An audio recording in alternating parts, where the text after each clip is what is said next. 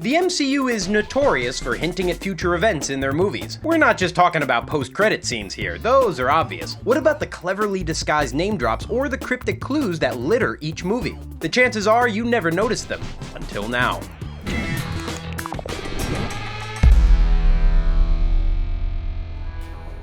Hey guys, welcome back to The Binger. The MCU has turned into an incredible creature full of surprises at every turn. However, a lot of things are teased before they go down. They're just so hidden that most of the time we don't see them. Let's take a look at some of the times the MCU foreshadowed future events.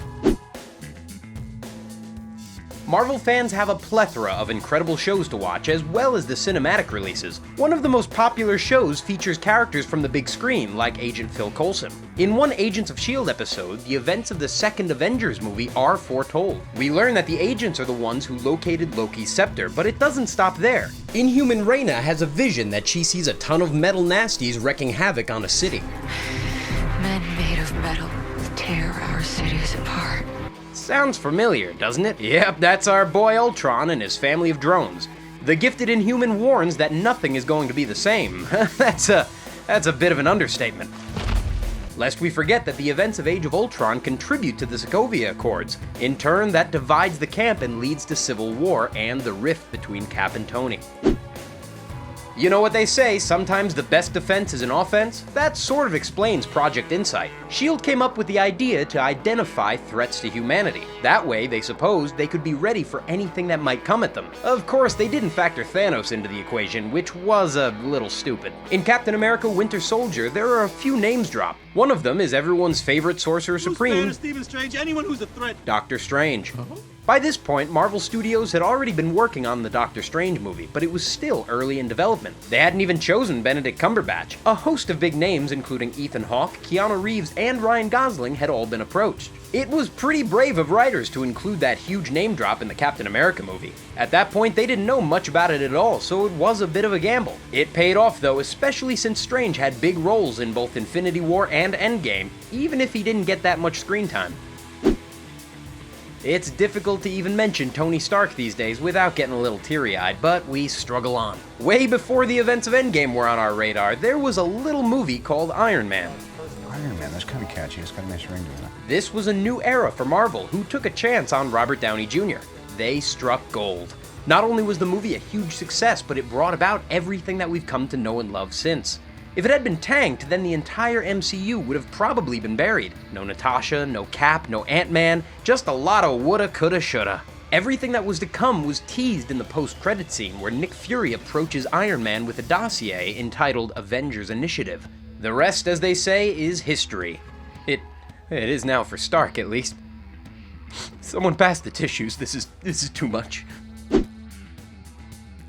Guardians of the Galaxy was a game changer for the MCU, introducing us properly to the cosmic side. Up until that point, Thor was the only character that wasn't from Earth. Then, the Guardians appeared to make some waves. The team of misfits, led by Star-Lord Peter Quill, have captured the hearts of fans all over the world. Of course, Gamora's relationship with her daddy Thanos would later mean big things, but we're not here to talk about that. At the start of the first movie, a young Quill gets abducted. It's not fully explained until Yondu says he doesn't regret turning Quill over to his dad, because his dad's a jerk. That's all we know until the second movie, which focuses on the man in question. Volume 2 saw Peter reunite with his pa, the celestial being Ego, played by the incredible Kurt Russell. Ego tries to come across as the best guy ever, but it's soon discovered he's out for only what he can get.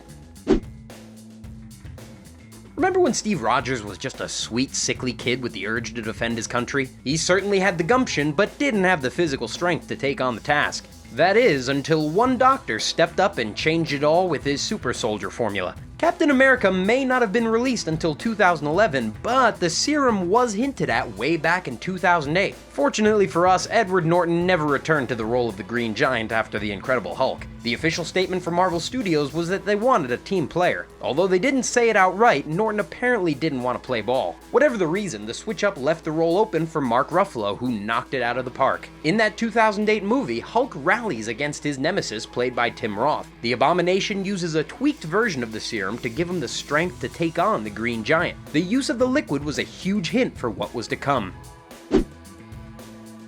Fans criticized Iron Man 2 for packing too much in, but there was a lot of ground to cover. It was down to this movie to get the ball rolling for future events, so what did we expect? It needed to be chock full of information, and it delivered. So what if it's not the best MCU movie out there? It's still an Iron Man film, and that makes it nothing less than holy.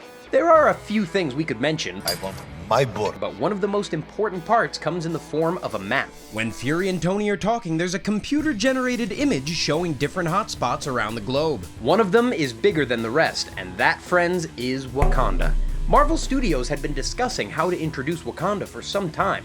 They even considered revealing it all in this Iron Man movie, but they didn't want to do it a disservice. That mere mention was enough to propel it forward. Alright, so we're going slightly off the beaten track with this one. It does relate to the MCU though, as Trent Pollock had worked as the director of photography on several Marvel movies. Almost everything about Endgame was kept under lock and key. The cast was forbidden to talk about anything to do with the plot, and so were the crew. At one point, the name was kept a secret too. It was first billed as Infinity 2, but that didn't pack enough of a punch. When that was out, a few other suggestions were thrown around, but fans had no confirmation. That is, until Trent Pollock decided to update his resume. At the top, he listed Avengers Endgame, presumably thinking that no one would find his very public document. It didn't take long for the internet sleuths to sniff it out, and just like that, we all knew the name of the movie we'd been waiting for. Two characters had previously uttered the word on screen too, Tony Stark and Doctor Strange. Yankee. Tom Holland plays Spider-Man so well. Not that we didn't love Tobey Maguire and Andrew Garfield, but Holland brings something new to the role. He's young, fresh, and fits into the MCU like he's always been there. When he's introduced, Tony Stark approaches him and tries to get him to stay out of things. Although he appreciates the kid's talents, he doesn't want him doing anything that would get him hurt. Stark makes it clear that he would feel responsible if anything happened. You know where we're going with this? The two strike up a father-son bond, which is great to watch. In Avengers Infinity War, Parker jumps off his school bus to go and help the gang do their thing. Stark tells him to go away and stop getting involved, but Peter doesn't listen.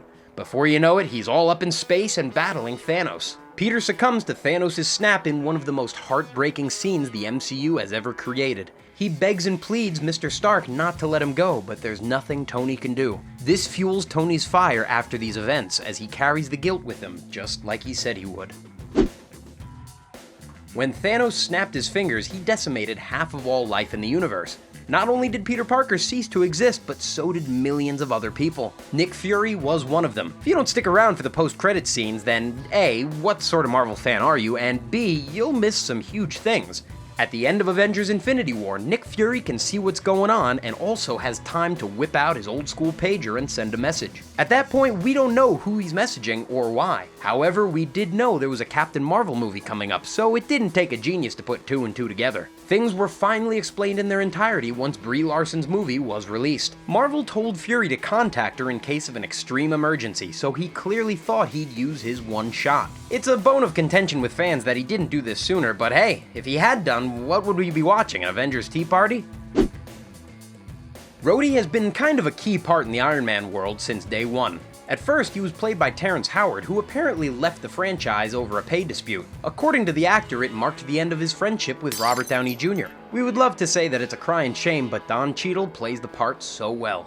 In the first movie, Rhodey catches sight of a spare Iron Man suit and says, Next time, baby.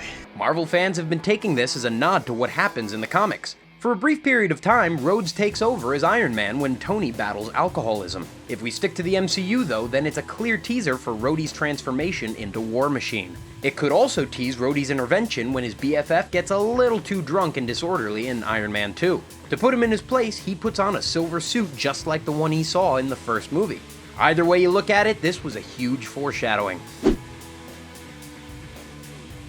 In these days, every Marvel movie is planned out years in advance. Too much money hinges on this juggernaut to allow room for anything that might go wrong. Inhumans can be a franchise and perhaps series of franchises onto themselves. That's what works so well about this whole thing.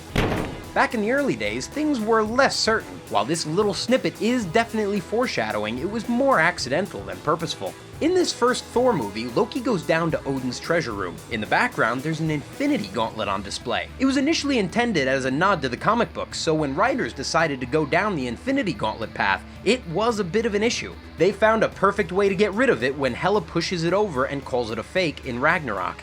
Marvel maestro Kevin Feige said that writers justified it by saying Odin wanted to make people think they were safe. If he had the stones, then they wouldn't question his power or ability to protect them when push came to shove. If only Odin had used his mighty wrath to round up the stones before things went south, maybe we'd still have Tony Stark. It's all your fault, Odin!